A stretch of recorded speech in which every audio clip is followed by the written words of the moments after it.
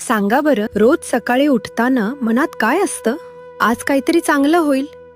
पण दिवस संपताना वाटतं परत तेच.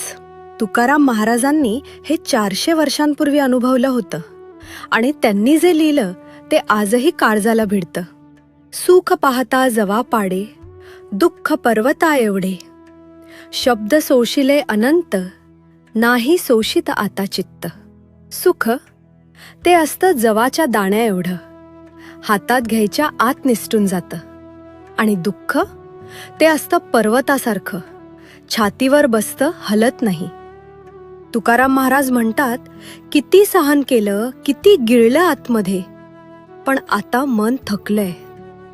हे तुम्हाला नाही का वाटत? बॉसना एक शब्द बोलला, दिवसभर डोक्यात घर करतो. घरी आलो तर तिथेही भांडण. रात्री झोपताना फोन बघत बसतो, कारण एकट्यानं विचार नाही सहन होत. सुख क्षणाचं, दुःख मात्र महिनोमहिने.